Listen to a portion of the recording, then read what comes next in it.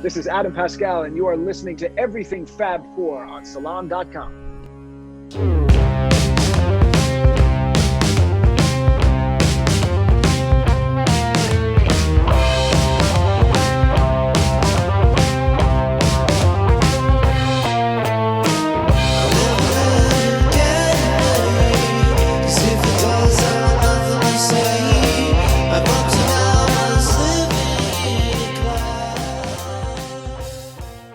Welcome to Everything Fab Four, a new podcast focused on fun and intelligent stories about the Beatles. I'm your host, Ken Womack, music culture columnist for Salon.com and a Beatles scholar and historian. No other band, or popular phenomenon for that matter, has enjoyed the global impact of the Beatles. They are part of our human fabric. They created an enduring music that brings people together, and just about everyone has their own Beatles story to tell. Some that are surprisingly deep and unexpected.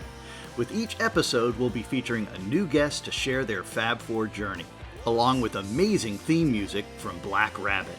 Remember, it's a Beatles world, and everybody has a story. For my money, the coolest thing the Beatles ever did was play Till There Was You from The Music Man on The Ed Sullivan Show. Yes! Da-da-da-da-da-da. But I never heard them ring. No, I never heard them at all. A beautiful song. Till There Was You. It's a smashing song. Today's guest is a pioneer in the recording industry, and she's still going strong. Judy Collins is a Grammy Award-winning American singer and songwriter with a career spanning over 60 years. She is known for her eclectic tastes in the material she records, which has included folk music, show tunes, pop music, rock and roll, and standards. She is also a well-known social activist. Collins has released 28 studio albums along with 4 live albums, numerous compilations, and 4 holiday-themed LPs. In 1967, she achieved global fame for her revered cover version of Joni Mitchell's Both Sides Now, which earned for her her first Grammy Award. Collins experienced the biggest success of her career with her recording of Stephen Sondheim's Send in the Clown from her best-selling 1975 album, Judah. In 2017, her rendition of the song Amazing Grace was selected for preservation in the National Recording Registry from the Library of Congress. In 2019, Judy Collins scored her first #1 album on an American Billboard chart with Winter Stories at the age of 80 years old. Welcome, Judy Collins. You know, when it comes to Judy Collins, Judy Collins, the issue of longevity comes up because, of course, in addition to all of the incredible career highlights, the hit songs, the ways in which you've touched so many fans, there's the fact that you are this longtime alum of Elektra Records. I just got a note from Jack Holzman, president of Elektra, who's still around, still thriving at 87, still working for WEA.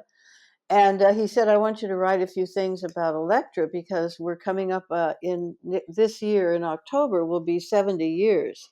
He started the label 70 years ago. How did you first get into this business all those years ago? Well, I had a sort of a heady background because my dad was a singer and performer and radio personality and marvelous interpreter of the songs of the Great American Songbook. And so then I also had all the experience of becoming and practicing and becoming a classical pianist and also learning all the songs of Rodgers and Hart and Rodgers and Hammerstein. So it was a multi, genre education, and also extremely disciplined because I had to practice a couple of hours every day. And I was on the stage with the symphony orchestra at 13, and I played in all the shows. You know, I played in the school show and the various shows of my teachers, and I was on my father's radio show. So I was really kind of ready for the 60s when they happened. Your father clearly had a very prodigious influence on your life as an artist and musician. Did he have a great influence on your singing and your playing and your approach to, the idea of technique? There was nothing technical about it because he was just a great singer. So he'd take a song and he would just sing it beautifully. And he'd also choose the best songs. A big show would come from Broadway on all those very big fat CD, records, huge records from the Library of Congress. And he would choose the best song of whatever the show was. And so I learned that from him. And then I heard him perform them and sing them and learn them and practice them. And it was an automatic. The other parts that I learned from him, everything from how to show up and be on time and not miss a show, and how to say to yourself, it does not matter if there are two people in the audience. One might be the queen. He was very philosophical about it all, but he was extremely professional about it. He was always prepared. He wrote his own scripts, both for his engineer and himself. His engineer's was typed. His was in Braille. He always looked great. He woke up smiling. He sang. He said, "Rise and shine, and get yourself together because it's another day." And he was very, very professional. I also learned from him how to perform with alcoholism in my life, because that's what he did. And it didn't stop him, and it didn't stop me. I mean, I don't know until it did finally, of course. But by that time, I was in my 30s, 40s, just barely 39, 38 when I got sober. But I learned about everything, about the technique of doing what you had to do to be prepared to do it. As a sightless person, your father must have been just an incredible influence and role model. When did he and your mother start to recognize that you had great musical aptitude?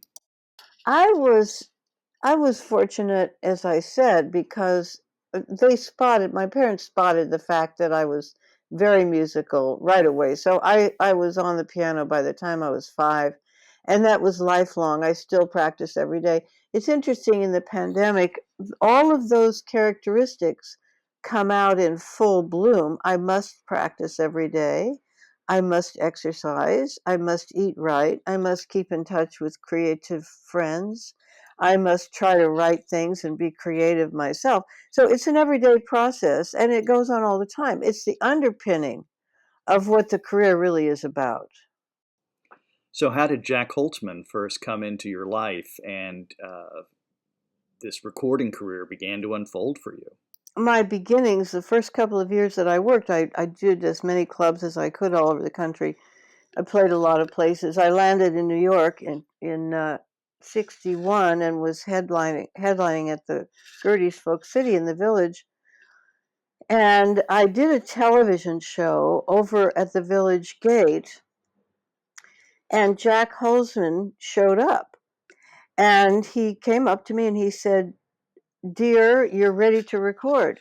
Now, he had been to see me when I was working in Denver on my first gig, because I was opening for Bob Gibson. Bob Gibson's the guy who discovered Joan Baez and called, I think he probably called Manny at Vanguard. Maynard Solomon at Vanguard, and told him, but he also called uh, George Wein, the guy who started the Newport Festival and, of course, the Jazz Festival.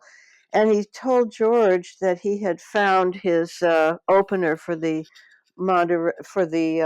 Newport 1959 festival. And of course, Joan went, and it was a huge opening and big time exposure to her as a great artist. And he called Jack when I opened for him, and he told Jack that he had found his. He said, "Jack, I found your Joan Baez." So, and I did not know this until only just a couple of years ago. Jack, he parcels out this information to me as we both grow older together. It's like he doesn't want me to know all of his secrets right up front. That's right. Why not? If you've got 8 decades to play with, why not bring out the information piecemeal and build up the suspense, right? And he said, "Yeah, I went to see you when Bob Gibson called me from Denver." He said, "I went to Denver and I saw you there, but I did not introduce myself because I saw you had talent, but I did not know whether you had what it takes, which I think is very, very interesting. And so that day in 61, 2 years later, there he was, and he said, "You're ready to record." And I was, and that's when it all started. And I think that moment when Jack said, "Okay, now we're going to make this real and give you the solidity of an album, of a label behind you." And of course, they were there with me the whole time. They have been. Even now, my most recent effort, which I didn't have anything to do with actually, the people over at Elektra in England and Warner's found this gentleman in England who had played Amazing Grace in the street at very loud levels to help the nurses and doctors at the Charing Cross Hospital give them inspiration. And this fellow Tony at WIA said, "We have to do something with this. We're going to make this into a global international choir with people from all over the world joining and singing with Judy." And they did it. What a moment that must have been. This is such a powerful story because it almost speaks to a different time. I suppose it does speak to a different time in the history of the music business when longevity and long-standing relationships were really important for being successful. And clearly working with Elektra all these years, and I guess more specifically Jack Holtzman, has made all the difference for you. He made a record with Josh White when Josh was blacklisted from every place. Josh is such a big story. Josh White is, people don't know really how grand and great his history was.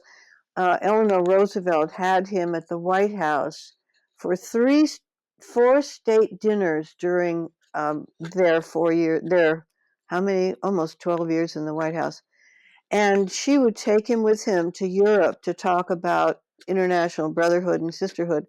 And he would never, when he was in Europe, overseas, he would never sing Strange Fruit overseas. Interesting, isn't it? And so I got to know all these artists that were on Elektra long before I met Jack. You know, I'd learned Bob Gibson songs and Ed McCurdy songs and God, Oscar Brand songs. And I needed the partnership. I needed the face behind me. And these days, if you make a record and it doesn't sell $1 million, they throw you out. And if that had been true then, I wouldn't have gone, another step really. But Jack was old school, and he believed in giving you a chance. After about 4 or 5 years, when I was paying everybody's salary, so I was pretty popular around the around the water tank. When you think about Jack Holtzman's achievements in comparison today, he seems like an absolute giant. He was always courageous, and he did things like he wanted to acquire. When he got ready to sign the Doors, he called me up and he said, "I'm making a," and this was the time, as I said, when I was paying the bills over there. And he called me up and he said, "I want to play you the music because you're sort of, you're part of the board of directors here, and you should hear it before you know what hit you." And so he played me the Doors. I loved them. I loved Jim Morrison. I thought it was adventurous and imaginative. And he went on like that with many other different kinds of artists.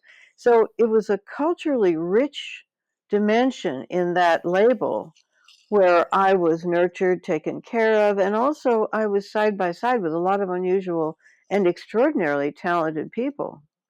When you put it that way and you use the example of the Doors, it's clear that he didn't just have a business sense, he had a flat out artistic sense too, working together in tandem. You have to have entrepreneurs involved in these quests, because nobody who's involved with business and making money is going to have the first clue about artistic integrity or progress or development. Or some things don't make money, but some things make history. So speaking of history, when does your Beatles origin story start? When does that begin to take hold in your aesthetic sensibilities? My history included working a lot with Eric Weisberg, and Eric was the guitarist and the banjo player of note who played on everybody's albums and traveled with me. We went to Russia together in 1965, and Eric from the beginning was always playing Beatles songs, and they were spellbinding to us. We loved them. They were, in a way, you listen to those early records. They were all 3 minutes long. Those songs, and they were enchanting. They were singable. They were accessible. They were beautiful and harmonic, and so I just took a flying leap and recorded. Um, in my life in 1966, and it was on the record when I also took a flying leap into another direction with my music, because I'd been recording up to then a lot of guitars, a lot of singer-songwriters, a lot of what you might expect. I was making history, but I was also following a certain line. But then we jumped into Since You've Asked, and rather to In My Life, and we recorded Bertolt Brecht songs, and we recorded songs from the Marat Sade, which were on Broadway. We recorded, I found Leonard Cohen that year, so I did two of his songs, Suzanne and Dress Rehearsal Rag. So, and Hello Hooray, I think is on that sixth album. So we recorded with orchestra this time, with Josh Rifkin doing the orchestrations on most of the songs. And so we had just kind of flown off a cliff. I mean, it was totally unexpected. People did, it was breaking the mold. And I didn't know how badly we were reviewed until probably 35, 40 years later. I was I was very busy singing, performing, traveling, creating albums, writing songs, locating singers, digging up songs to work on. So making changes in direction. So I didn't even realize what had happened in '66, but it was pretty profound. And it set the tone for everything else, because it meant there was a signal which said, don't look at what she's done, just wait. We'll have more from Judy Collins, including her Beatles origin story, right after this message.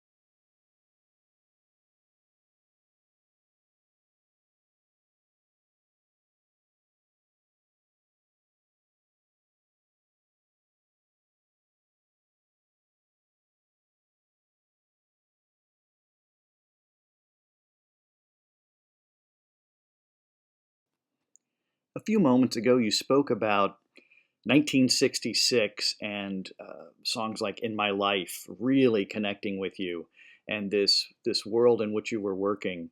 It's almost as though they were rewriting this industry and the way it approached songs and structure right before our eyes. Do you see it that way? Oh my, what a great insight. I've never thought of that, honestly. You're right. It was exactly that. That it was an umbrella. It was a Beatles umbrella. Do you regularly include the Beatles in your set lists? Well, it's still, I was just listening to a tape that one of my friends hijacked from the Philadelphia Folk Festival, and it's from 1986, and I'm closing that show in the middle of a rainstorm within my life, and I'm thinking to myself, oh my God, what a song. I have to start doing it again as a closer. I usually close with Amazing Grace, and I have to go back to In My Life. Maybe I'll do both, but I have to use it. It's so beautiful. So it just got me, that song. One of the hallmarks of the Beatles' story, of course, is they basically had a partnership with the same producer, George Martin, from their first song, Love Me Do, all the way until the completion of Abbey Road. What kind of difference does that make? Well, I tell you, I worked with the same producer, Mark Abramson, for my first 8 or 9 albums. And then we did 2 or 3 other albums before I joined up with Arif Mardin, who was a genius. Arif really set the whole picture up for my ongoing work, I think. And I found him. I didn't know that much about him. I knew that he was on the staff at Atlantic, and I knew that he'd produced a guy named Danny O'Keefe. And I heard a recording of Danny O'Keefe's, and I said, I've got to have that guy who produced Danny O'Keefe's song. And I got David Geffen. I was kind of floundering and wondering what to do next. And I got David Geffen. I went to see him because he'd taken over Elektra after Jack had sold it. I said, what'll I do? And he said, well, do what you love. And I said, well, I'm just kind of lost.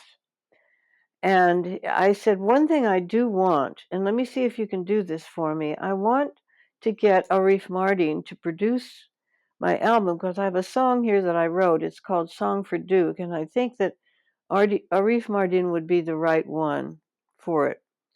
So he said, okay. And other people had said to me, oh, you'll never get him away from, he's at Atlantic. He's not going to move over to Elektra and work with you. I said to David, I want Arif Mardin to be the producer, but I want Phil Ramone to be the engineer. And I got both, which was a miracle. I don't know how he did it, but he did it. And so we made 2 albums together. We made Judith in 1974, and then we made Bread and Roses in 1975, which didn't come out, I don't think, until 1976. What was it like working with Arif? I recently spoke to John Oates, and he could not stop singing the praises of Arif Mardin in terms of how he transformed as producer Hall & Oates. Arif was incredibly creative, and he'd produced Aretha, he created the Bee Gees. One day they went to rehearsal with him. He said, try singing a little bit higher. And they did, and he said, that's how we're going to record you. And that's how he made their careers. So he was very, very smart and wonderful man, a wonderful, wonderful, sophisticated, intelligent, smart, gentle, just totally remarkable man. When you prepare for an album to record, a record like Judith, which is a monumental hit record of the 1970s with Send in the Clowns, just a landmark album. When you prepare for that, how do you go about selecting the songs? How does that happen? It happens because of the love affair that I have with certain songs. I don't go near them if I don't fall in love with them. And they could be from any genre. They could come out of opera. They could come out of, the pen of Paul Simon or Polly Williams or anybody. I could go to a movie and hear something and go home and have to sing it. I mean, it's not a matter of choosing. It's that you have to suddenly you become possessed by a song, and it means you must sing it.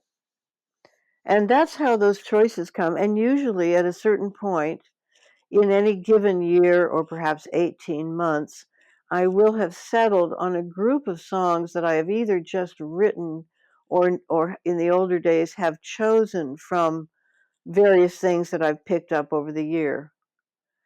And to put them together is what I love doing. Well, selecting those songs, I guess, is your kind of storytelling, and you've done it so very, very well over the years with your albums. And of course, that's what we hear too with the Beatles when we think about them here at Everything Fab Four. And of course, sometimes you don't even do it to be hip or to be cool. In fact, for my money, The coolest thing the Beatles ever did was play Till There Was You from The Music Man on The Ed Sullivan Show. Yes. Da-da-da, da-da-da. But I never heard them ringing. No, I never heard them at all. A beautiful song. Till There Was You. A smashing song. What are your memories of the Beatles as people? Well, it was funny. I got to know um, Linda McCartney before she and Paul got together. So I was in New York. My son was about 5, and Linda came. Linda somehow connected with me, and I guess through Elektra, and came to take a whole series of pictures of me with my son in the park in the snow. I'm an Upper West Sider, so it was a natural in New York, and she and I became friends. And so when I started dating Stephen Stills, she called me one day. I was in California, and she called me one day and she said, "What do you do about the groupies?" I said, "What do you mean?" She said, "Well, I'm going out with this guy, and his name is Paul McCartney, and he's in this group called the Beatles." And she said, "They're everywhere. The groupies are everywhere." And I said, Linda, I can't advise you. I think you'll make the right decision, which she did. She never left his side. I think in all the years they were together, they might have spent one night to get apart, but that was it. I think possibly the only exception was when he was in jail in Japan in January 1980. Yeah, that's right. That's right. And that was it. So that was my most intimate exchange with that couple. And perhaps it was helpful to both of them. And then after my son's death, Linda came to see me. Of course, again, they're in California. They're in London. I'm here. So I knew George. I met up with him because a friend of mine was friendly with him. And I admired them from afar, but I didn't really know them very well. And after Linda's death, Linda came to take another series of pictures with me after my son's death. And it was a very special time and very, very healing and wonderful and so on. So when she died, it was such a blow, cancer is to everybody. I've lost a brother to cancer now, and I have another brother who's struggling with something that's really horrendous. But anyway, uh, after her death, Paul reached out to me, and we did a number of things together and became much more friendly. And I just love him. He's a wonderful man. So I know Ringo pretty well. Uh, I think he's wonderful. He and Paul are the survivors, so to speak, of that era in that particular group. And he's a real trooper and a real stand-up guy. And I like them both a lot. I wonder if you have any thoughts to share with us. We're, as you know, closing in on the 40th anniversary of John Lennon's senseless murder in December 1980. Do you recall that time? Oh, God. I have a friend, one of my best friends lives in that building. And I can't, now she's selling that apartment, but it's already on the market for 3 years or something. But every time I go by, I just say, "Oh my God, it's such a tragedy for everybody. It really is." I know what you mean, and it's one of those things that doesn't really get better with time. It's interesting that you bring up Linda. Already just doing this podcast, I've had a number of people speak very, very movingly about her. Oh, she was great. She was an angel. She was a great photographer and a great gal, a good friend. Um, had a very good take on how to raise her kids, and I love her kids. Mary's just the she's really really something else. She's the cat's pajamas, as they say. And They're special. They're normal people. They're real people. They don't put any pretense on, and they don't pretend, and they don't make up that somehow they're different than you or better than you, and so they think on a very normal level, which is hard to do, I think, with children of famous people. I think they have a hard time getting the notion that they actually are not of some other race or from some other planet. Are there any Beatles songs that you particularly enjoy in performance? I love playing Norwegian woods. It's something we do quite often in concerts just because it's a lot of fun to do. Why is that, do you think? It's very rhythmic, which is a good alternative for most of I need rhythmic songs between some of the sadder songs or the slower tempered songs, but it's up and lively and it opens the show very well. You spent a lifetime, of course, as a social activist and particularly working hard on behalf of women in terms of empowerment and equality. I wonder if, like me, you are excited by students today, young folks today, and the way they are approaching the world. Well, they're reacting to things in the moment. They're actually experiencing history being made. They're part of it. They're not deaf, dumb, and blind like so many of us were in the old days. I don't include myself, but I must have been deaf, blind, and dumb in some ways. But these people are waked up. I think I agree with you heartily. Thank you so much for spending time with us today, Judy. It has been a pleasure. Thank you. You've been very stimulating to my imagination, which I appreciate. It's my pleasure. Thank you so much, Kenneth.